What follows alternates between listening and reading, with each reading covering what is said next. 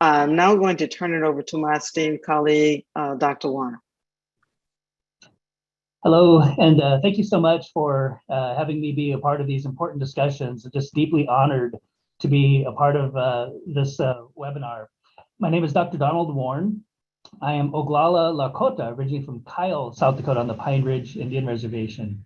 And I'm currently at the University of North Dakota, and I wear a number of hats here. I'm Associate Dean for Diversity, Equity, and Inclusion.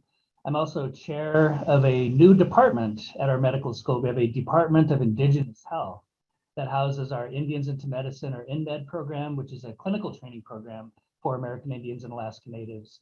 And we also have a PhD in Indigenous Health. And our PhD program is in its second cohort of students, and we've matriculated 34 students already into our PhD. And in my own experience, I'm a family physician with training in health policy and public health. And I've worked on the front lines of providing primary care on Indian reservations and some of the challenges that we face with poverty and social determinants, but also working with tribal public health programs and trying to do things like program evaluation with limited resources.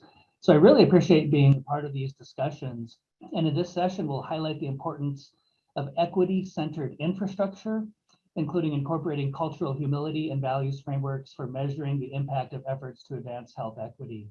And I'll just briefly introduce some of the work that I do, and then we'll move on to our wonderful panel that we have assembled here for this next session.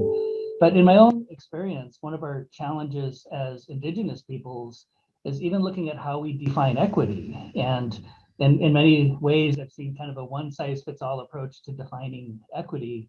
And in many ways, that's inequitable to do it that way. So I really also appreciate how we started this, and Ivory having the land acknowledgement and acknowledging place, that we've had Indigenous peoples here on this continent for thousands of years. And we're not always included in these discussions. So I really appreciate the opportunity to be a part of this. And again, thank the organizers for looking at some cultural diversity, even including Indigenous populations in this assessment. So as part of our curriculum, we do have a lot of research methods and evaluation methods and frameworks that we cover for our PhD students. And we have a specific course in Indigenous evaluation frameworks, and the instructor for that is Dr. Melanie Nadeau, who's one of our speakers. But what I always like to point out is that the core word or core concept within the word evaluation is values, right? What is important to us? And we can't take a one-size-fits-all approach to evaluation because different cultures have different values, different communities have different values. And what one population may consider as a means to an end, another population may consider as an end within itself. And we have different ways of approaching what's important to us. So in that work, we try not to take that one-size-fits-all approach, and recognizing that as we evaluate programs and as we develop evidence-based practices, that we have to have a diversity of evaluation of populations, and recognizing that what is an evidence-based practice in one population may or may not be effective in other populations. So just with that as a backdrop, I'm just so deeply honored to introduce our three panelists. Our first speaker will be Dr. Melanie Nadeau. She is an enrolled citizen of the Turtle Mountain Band of Chippewa Indians in Belcourt, North Dakota. She completed both her Master of Public Health and her PhD in Social and Behavioral Epidemiology at the University of Minnesota School of Public Health. And just so pleased that she is on faculty with us here at the University of North Dakota. She is one of less than 10 American Indians who is PhD prepared in epidemiology. We also have Dr. Veronica Thomas. She is a professor in the Department of Human Development and Psychoeducational Studies at Howard University. She also serves as the Evaluation and Continuous Improvement Director for the Georgetown-Howard University's Center for Clinical Translational Sciences. And each of them will have an opportunity to introduce more of their work. We also have Dr. Nathan Stinson. I know he was having some technical issues joining, so I'm hoping he does join us, but I'm sure many of you know Dr. Stinson. Nathan Stinson serves as the Director of the Division of Scientific Programs at the National Institute on Minority Health and Health Disparities, NIMHD, where he oversees the extramural scientific programs on minority health and health disparities. So hoping he's able to get joined in and join us on this particular panel. But without further ado, I really want to hear from our panelists. They each have 9 to 10 minutes to share their story, not a lot of time, but I'll hand it off to Dr. Nadeau.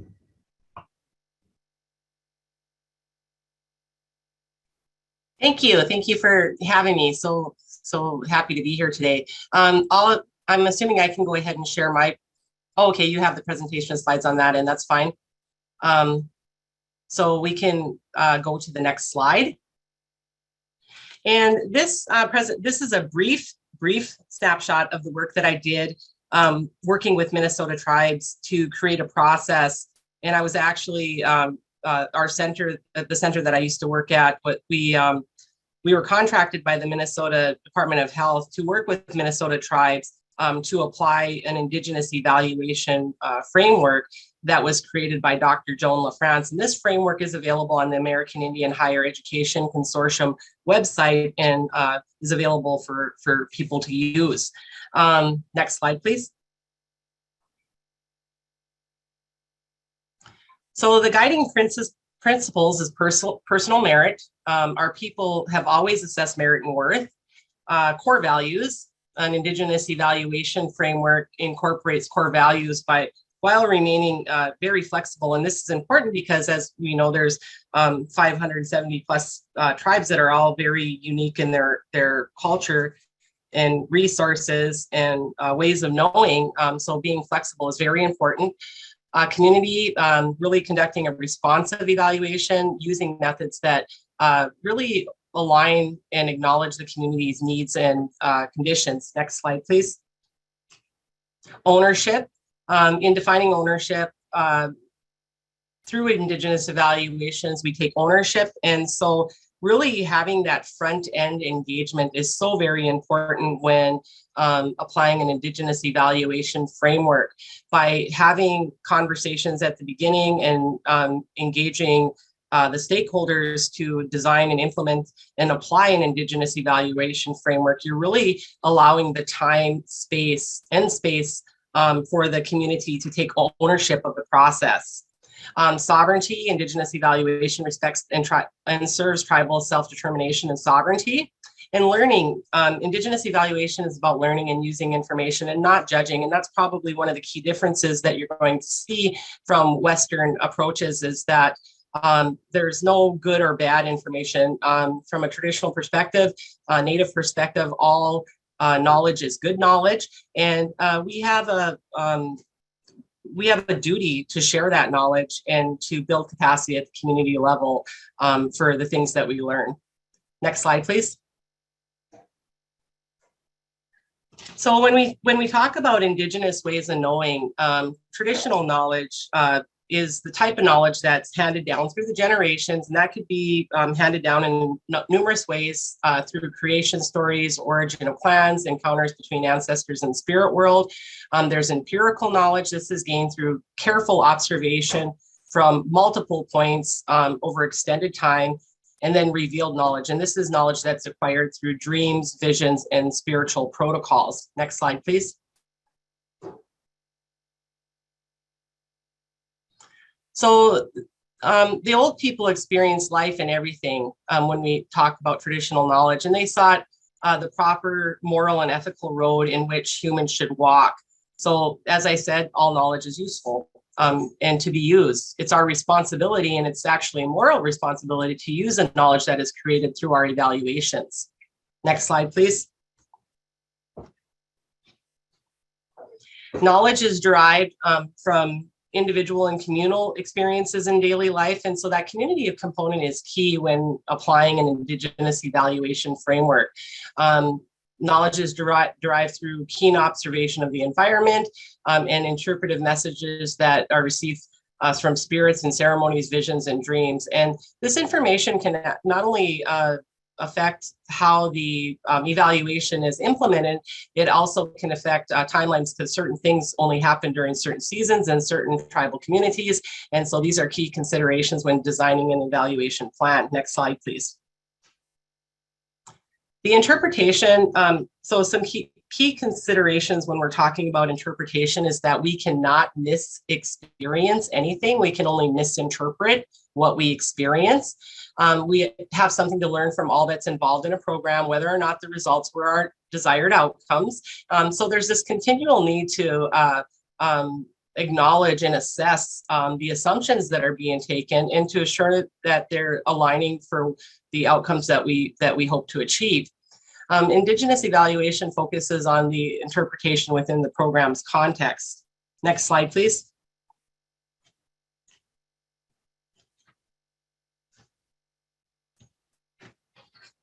So, multiple perspectives are involved in this interpretation. So we take into account the relationships within individual and communal experiences. We respect the keen observation of the environment that we can see and measure. And our knowledge frameworks naturally leads to a mixed methods approach. So mixed methods is a common tool or a method that's used for an approach when applying an Indigenous evaluation framework. Next slide, please.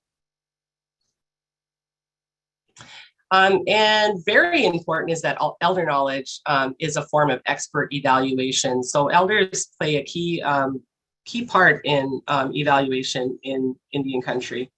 Next slide, please. Indigenous evaluation honors spiritual protocols and calendars. So the inclusion of prayers to bless the evaluation, use of some ceremonial protocol to drive meetings, processes. This will look different in various communities, and those conversations should be had at the beginning when planning the evaluation. Next slide, please. So this is a core cultural values framework. We're people of a place. It's important to recognize our gifts, recognize tribal sovereignty, and recognize community and family. And we often refer to cultural values when designing programs for our communities. So what does this mean in our community? What values do we promote when designing our programs? And how could or should these values influence our approach to evaluating our program? Next slide, please. We're a people of a place. The land is always stalking people. The land makes people live right. The land looks after us. Next slide, please. Centrality of community and family. So the community is a place where the forming of the heart and the face of the individual as one of the people is most fully expressed. It is the context in which the person comes to know relationship, responsibility, and participation in the life of one's people. Next slide, please. Recognizing our gifts, the duty of all people, therefore, is to assist others on their paths and to be patient when their acts or words demonstrate that there are things that still need to be learned. Next slide, please. And tribal sovereignties are expression of nationhood. For each of our tribes, our sovereignty derives from our sense of place, our languages, history, culture, and it's deeper than a legal or political relationship. Next slide, please. So Indigenous evaluation is inclusiveness. So some of the key points here, participatory practice, it's transparent, it's ever present, and it contributes to the community well-being. Next slide, please. And core cultural values. So at our Indigenous evaluation trainings, we work with stakeholders to identify their core cultural values. Framing evaluation practice responsive to strongly held values is a continuously evolving process, and it's going to look different every time that you do it. So there's not one set of steps or practices that define an Indigenous evaluation.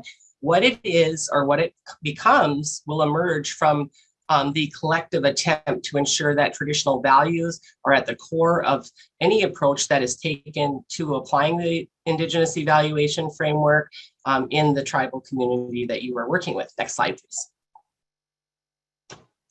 And most important and finally is to always honor the process. So applying an Indigenous evaluation framework really allows us to build relationships, build capacity, to be innovative, to be creative, and to advance health equity. Thank you.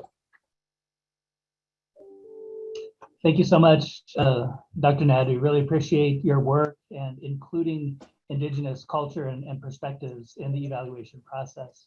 Next up, we have Dr. Veronica Thomas from Howard University. Okay, good afternoon, and certainly thank you, and I appreciate the opportunity to be a part of this really important meeting, and I've really enjoyed the presentations thus far. The first panel was excellent, and I really do have to say how much I appreciate the comments by Manuel. And I do want to say there is a growing body of evaluators that are really pushing back against those traditional ways that people think about evaluation, that there is a marrying of evaluation and assessment, of looking at the organization and the field, and looking at both processes and outcomes and being more values engaged. So we are growing in numbers, and I think that our work is beginning to have certainly is having some impact. So next slide, please. Well, first of all, I do want to just start off by talking about the importance of equity-oriented evaluations of health interventions, but really just start off by saying too often the interventions that we actually evaluate, we find are based on a deficit model that place blame on the individual for poor health outcomes and really don't look at the institutional practices or the societal responses to certain individuals or groups that place them at risk for these negative outcomes. So deficit models tend to focus on trying to fix the individual to be more like persons in the dominant culture. And so what we really look at in terms of evaluation from an equity lens is looking at the extent to which programs are based on a more strength-based approach that is embedded in the design of those programs and in the implementation. So evaluations and evaluators who do not consider the institutional practices or societal responses, things such as implicit bias and cultural norms, that if they do not consider those kinds of issues beyond just the project itself, they're not likely to yield information that is of value and valuable to determining what works for whom, the extent to which we get positive, negative, or no changes. Next slide, please. Next slide. So what I want to offer here, earlier I heard someone ask about frameworks, and so I want to offer 3 frameworks. As I think Jonathan said earlier, of course, there's no framework that works in every situation, but here are 3 frameworks I and some of my colleagues have used in our work in terms of looking at evaluation from more of an equity lens. And that is these overlapping frameworks around cultural responsive evaluation with a social justice perspective and a racialized lens. Because I would argue that these overlapping frameworks can really help us better understand if disparities have actually decreased, increased, whether they've remained the same, and under what conditions. These frameworks address a number of considerations, including cultural context, inequities, structural factors, and impacting the lived experiences of people in programs. Next slide. Next slide. So here I just provide a very brief description of the major tenets of these evaluation approaches. There is a growing body of literature on these approaches, and I provided a few resources at the end of this PowerPoint presentation. So cultural responsive evaluation, or CRE, which I will mention that CRIE, cultural responsive Indigenous evaluation, is an outgrowth of cultural responsive evaluation, because this approach at every stage takes into account the culture of the people participating in interventions. So when we talk about cultural responsive evaluation, it actually looks at things such as the life experiences of participants, social norms within the priority communities, historical perspective, power dynamics, as was talked about earlier, operating within the community, political structures, etc. But what I would say is that some cultural responsive evaluations do not explicitly hit at the social justice and racialized lens. So I would argue that cultural, to actually get at issues of equity, we need to look at a social justice perspective, where in every evaluation, we attend to issues of diversity, equity, and inclusion, and we work to make visible injustices and uncover those injustices rather than avoid or mask them. And a racialized lens actually pays attention to the ways in which race actually shapes problem definitions, solutions, differential treatment, and unequal access.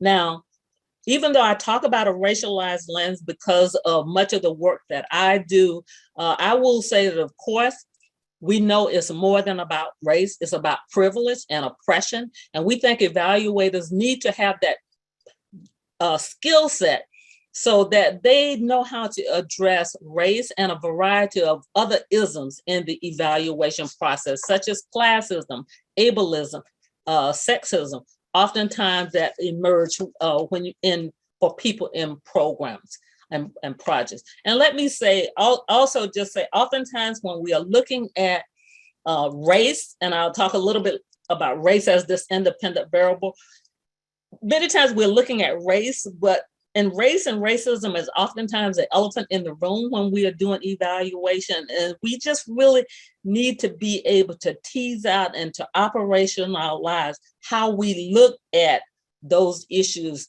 when we are evaluating health equity projects. Next slide, please. Next slide. So first of all, so much of the extent to which you can get valid and valuable evaluation information is who is the evaluator or the evaluation team. So you certainly need somebody who is, need someone who is more than just a methodological expert. Clearly, you want to have an equity-oriented evaluator that really reflects on and address his or her own biases and demonstrate cultural competence. Cultural competence certainly is not a place that you arrive at, but it is an ongoing process of learning and thinking about what am I assuming, what am I missing, what perspectives are represented, what perspectives are not.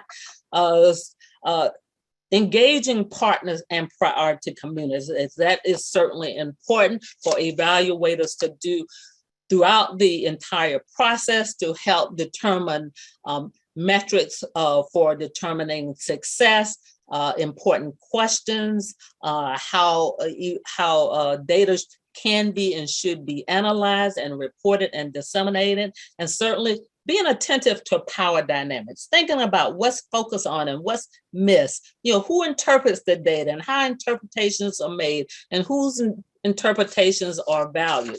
And clearly, as evaluators with a equity-oriented lens, we need to employ culturally appropriate, equity-focused language, methods, and reporting strategy.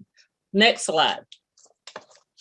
So it is really important to center culture and equity, and it can be done at every stage of the evaluation process. In the slides that follow, I'll just give you a few examples of how that can be done and how we've been doing it in some of the projects that I'm working with. Next slide, please. Certainly in terms of planning health equity evaluation, evaluators need to conduct a landscape scan. Don't just go in and look at the project. First of all, you need to find out as much as you can about the project and its surrounding context, about those cultural norms, values in the community.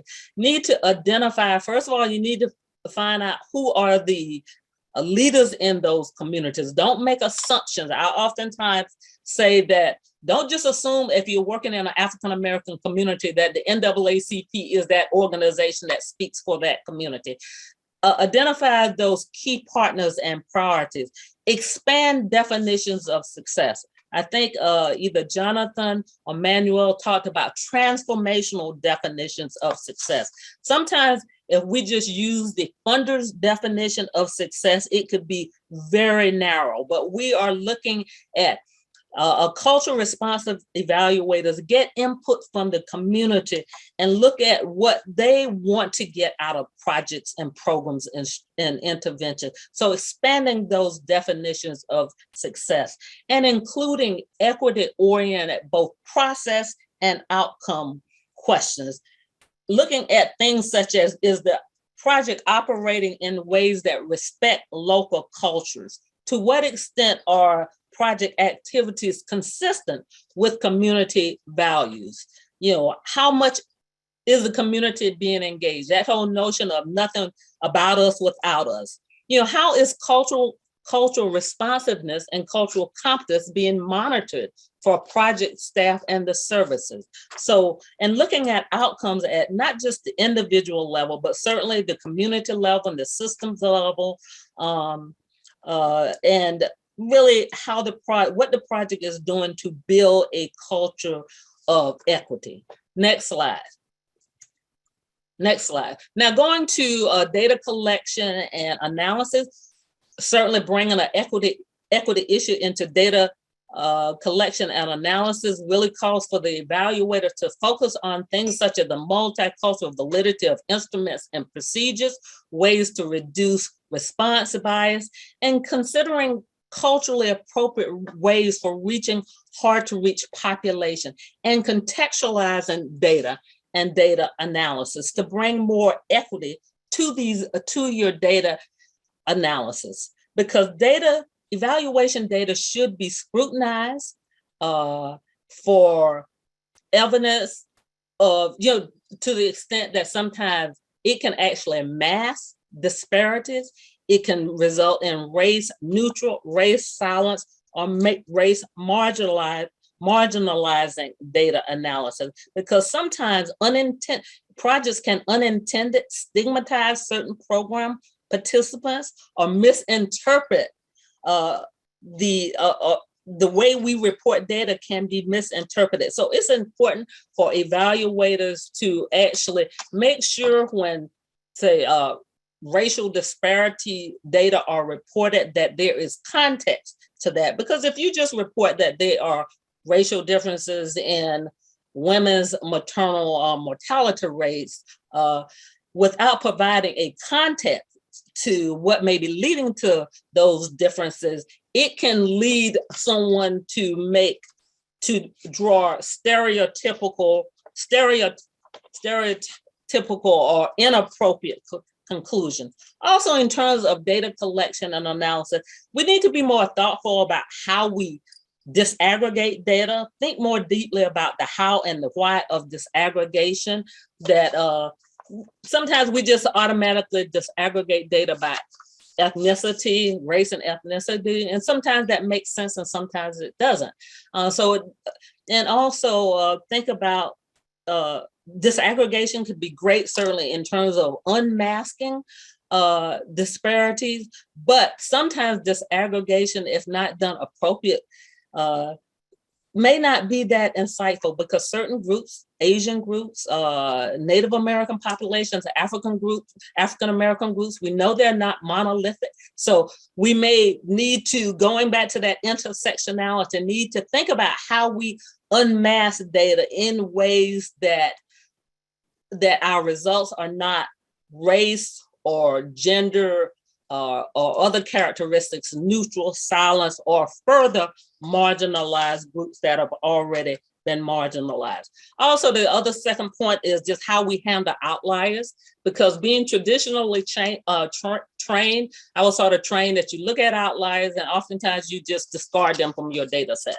But we need to be more thoughtful about how to handle outliers, because sometimes outliers in the data set represent those people who had unequal treatment, limited opportunities, or disproportionate burdens. So we need to look at outliers. And as I'm talking about this, I'm talking about it from both qualitative and quantitative data. Next slide, please.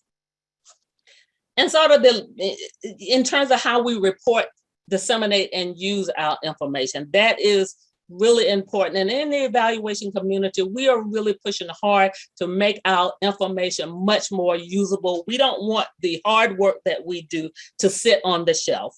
And so evaluation results certainly need to be reported in ways from multiple perspectives so that partners feel respected and community, respected and understood. And evaluation from a cultural perspective approach really prioritize dissemination for capacity building and drawing on community strength. Yes, we can evaluate for, for publicity, for, to get additional funding for a number of reasons. But if you're a CRE equity-focused evaluator, you want to have your reporting you want to disseminate your reporting in ways that can be used for capacity building, drawing on strength, making sure that all kinds of individuals have equitable access to evaluation results. And ultimately, you want to get your evaluation results into the hands of the people who will use them. Because it's not organizations that use evaluation results, it's people. And Michael Patton talks about we need as evaluator to find the presence of that identifiable person, a group of people who personally care about the evaluation and the findings. So we need to get the right knowledge to the right people at the right time and help them apply it in ways that can, improve program performance and the outcomes of, people in programs. And next slide. Next slide. I think this is the last slide. So, I will say, just a word about race as an independent variable. It's really common that we use race as an independent variable in equity programs. And one of the things, because it's easy to use, oftentimes people self-identify. And so we use race as an independent variable, but there's an inherent problem with using race as an independent variable in a simplistic and uninformed manner, because race is not a genetic concept. It is a social construct. And that when we use race, we need to have the context when we explaining our findings, a context around not just race, but around those social and psychological determinants of health. Because if we don't do that, it could lead to inaccurate conclusions and support negative stereotypes out there. And so, next slide. So these are just a few resources that that I provided you related to evaluation from a social justice and cultural lens that I think could be helpful. But there is, I will say for the earlier panelists, there is a growing number of persons in the evaluation community and some resources from the American Evaluation Association that's really helping to move the field forward around a equity approach to evaluation. Thank you. Thank you so much, Dr. Thomas. It's just wonderful, so many pearls of wisdom within your talk. I really appreciate that. All right, next up, we have Dr. Nathan Stinson.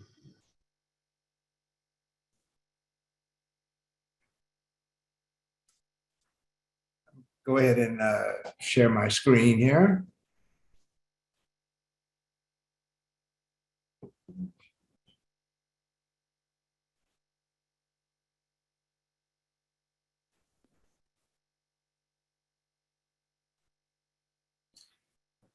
Well, I want to thank everyone for the opportunity to talk a little bit about a particular initiative that NIH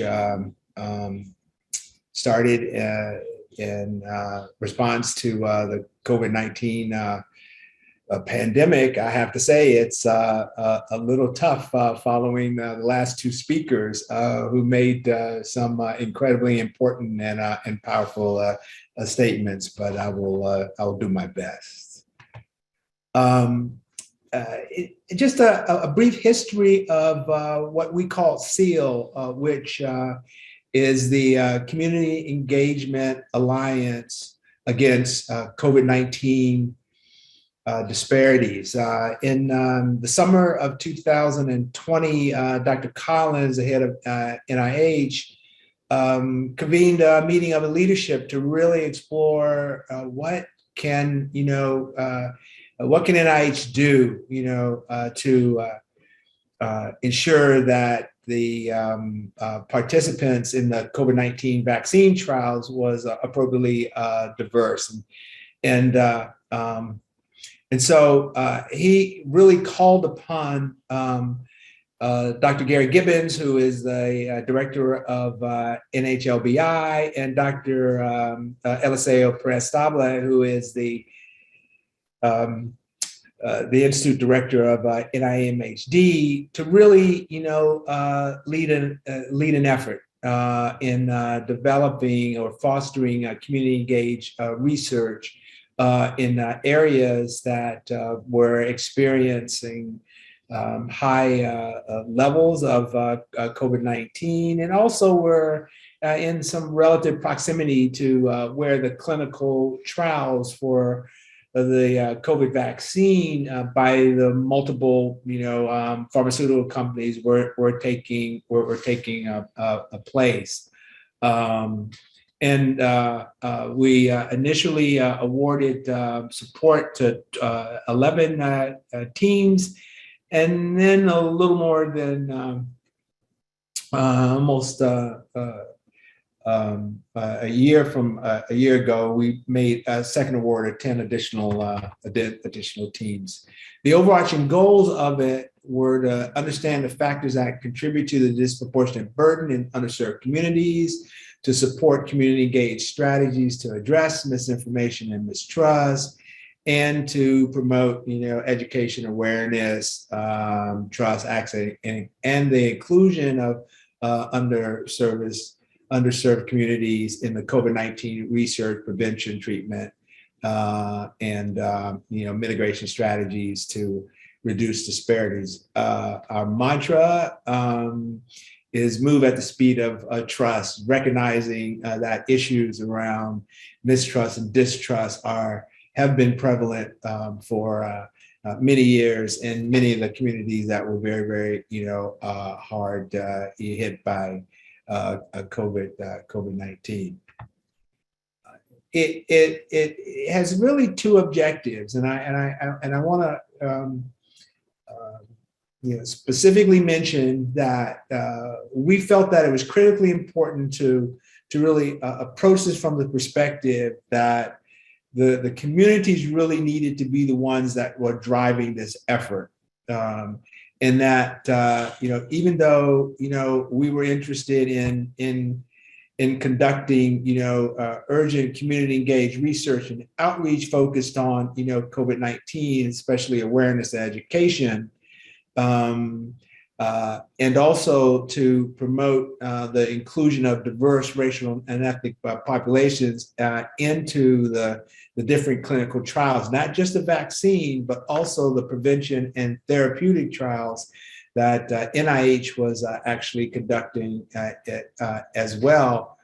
We really wanted to do this really in concert with the community and not as a directive, to the community. The communities of focus obviously were populations that experience health disparities. We all remember the initial data and the charts that we saw at the beginning of the pandemic and how it was disproportionately affecting the racial ethnic populations and also certain rural communities as well. And it really was designed to do, several things: to establish a partnership with the communities, to address misinformation, and sometimes disinformation, facilitate, an understanding and a trust in the science, and really try to, accelerate what we call the uptake of the beneficial treatments, finding ways to assure that these communities have the benefits, the clinical benefits of the research that was going to be conducted, under the SEAL initiative. And so there was kind of, what we considered kind of two arms of this. One had to do with policy education and communications, and the other one was more focused on how do we coordinate some of the research that's going to be going on among the different teams, around the country. This is a representation, of where the different SEAL teams are located. The blue areas were the original SEAL sites, and if we, remember where the pandemic was really accelerating, in those early months. Many of these states in blue were places where there were very, very, high levels of COVID-19, and to a certain degree, some limitations in capacities in certain communities, around testing. And we decided to go into those, initial states. And then in the orange are the states that we really, expanded almost a year ago, in areas that were still seeing, significant, rises in the number of COVID-19 cases. And all of this was pre, Omicron, variant, and clearly the map would look somewhat different in, when looking at the current state of the pandemic. But this just represents where we have at this really a point in time, and there is obviously a possibility that we may expand as well. And these SEAL teams were all part of really a consortium of community-based organization, academic partners, healthcare entities, faith-based entities, state and local governments, and pharmacy networks, as well. Because it was important that this was really driven, by the local communities and the teams, with their expertise and their partnerships that in many cases are very long-standing.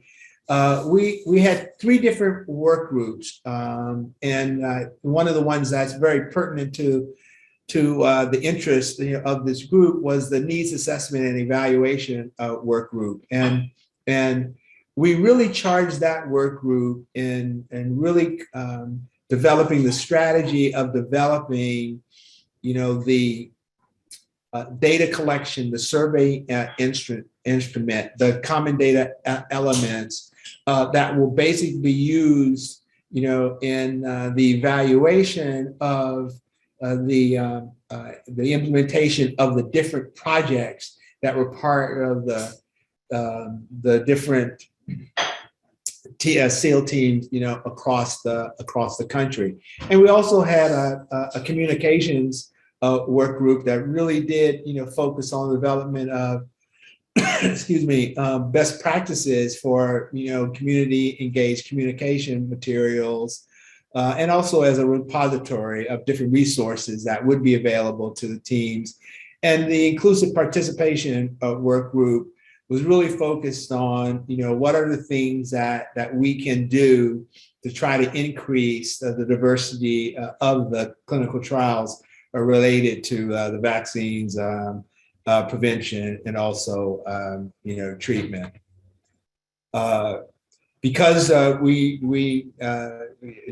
knew that some of these teams were going to be working with American Indian Alaska Native populations, in several of the different states, from Arizona all the way to North Carolina, and also the Asian American, Native Hawaiian, and Pacific Islander populations.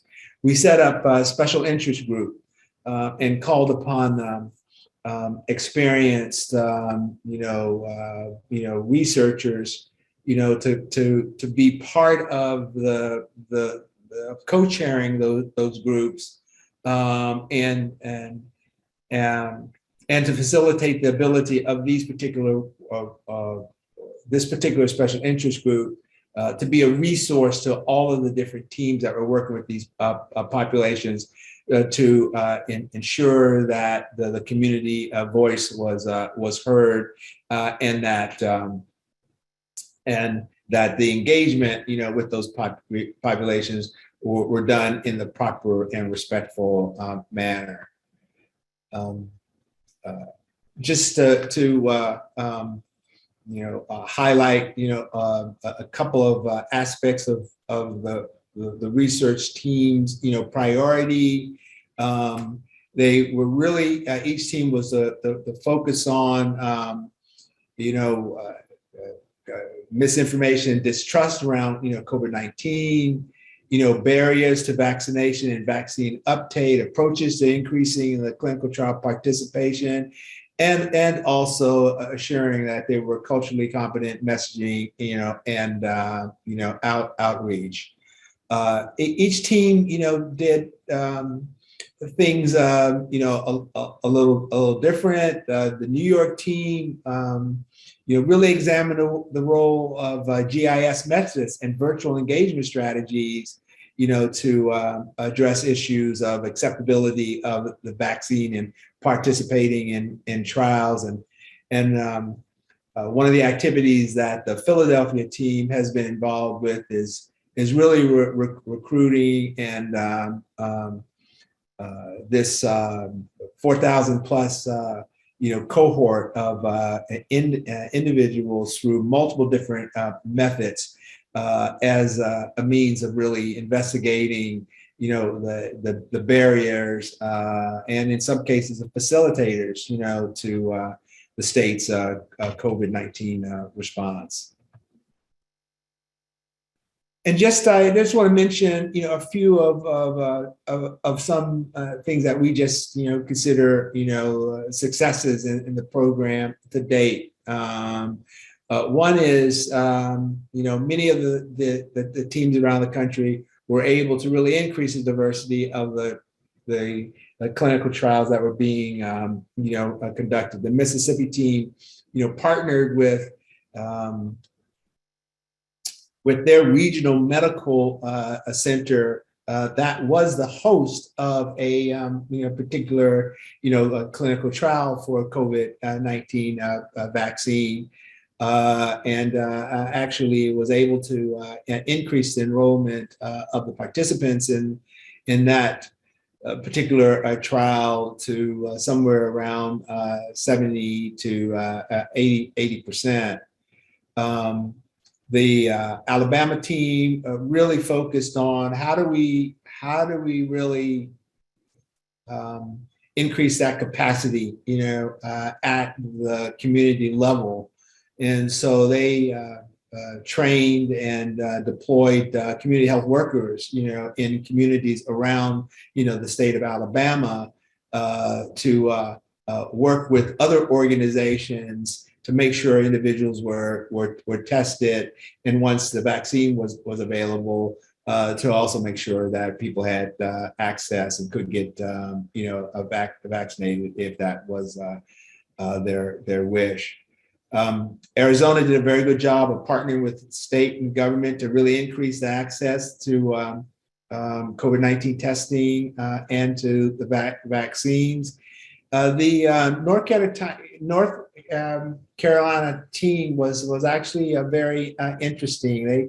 They had a keen interest in really addressing misinformation and mistrust, and they went through a process of crowdsourcing and trying to figure out what are the best messages, what are the way to really get information out there that individuals and communities really would resonate with, and have developed some very unique and powerful messaging that has been very, very important. The California SEAL team as well also created these one-stop shops for testing and vaccination for the state's migrant worker population.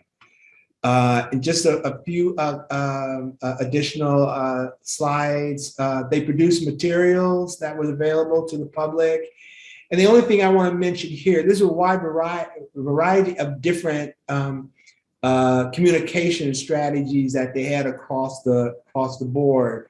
And other people know much better than I what the terms paid impressions and paid event views means, and earned media expressions, all what those mean. But clearly, the SEAL reached out to almost 2 billion individuals throughout the wide variety of different mechanisms. Last thing that I just mentioned about Mississippi and increasing the diversity, I want to just go to my last slide here, because I know time is short.